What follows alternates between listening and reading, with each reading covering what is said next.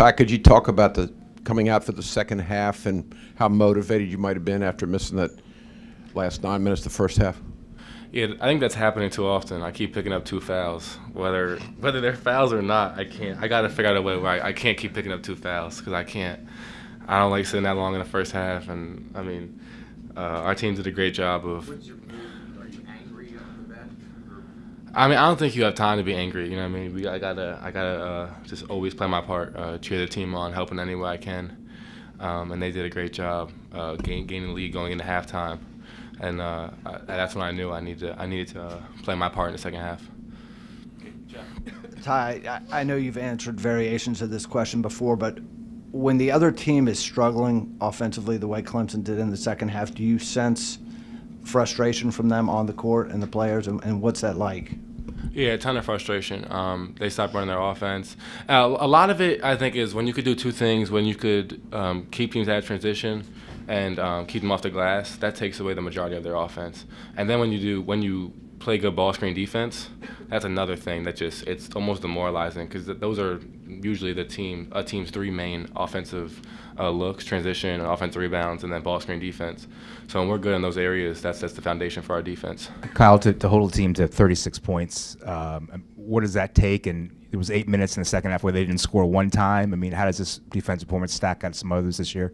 Yeah, I think it's just, we grind every day and work on defense, and we preach it. And like he said, when we get back and we rebound and, do our job, it's hard for anybody to score on us. So when we're hitting on all cylinders, it's actually really fun to play defense like that.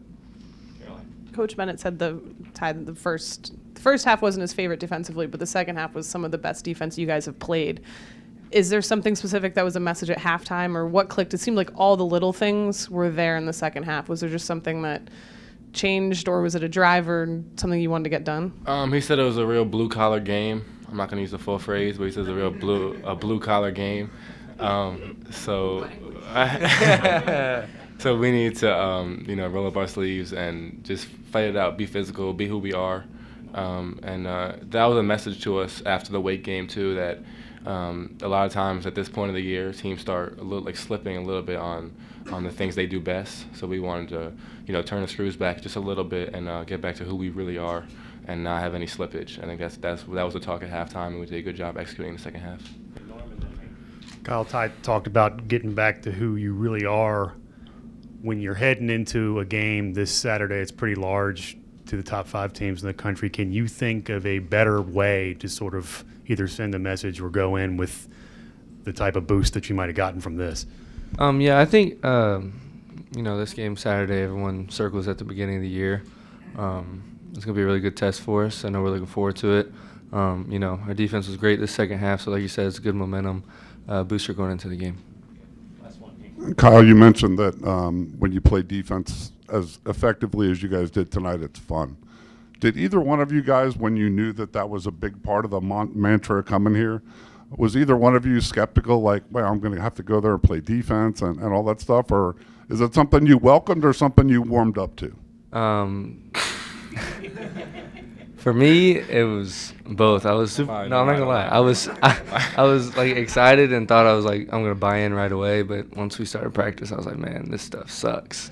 Yeah, I remember the first play I think in or an early workout in the summer because we were preparing for Spain our first summer here, and we were doing a 2-on-2 closeout drill, and someone just ripped past Kyle and dunked on him. And that's when Kyle knew oh man, I gotta really play defense here.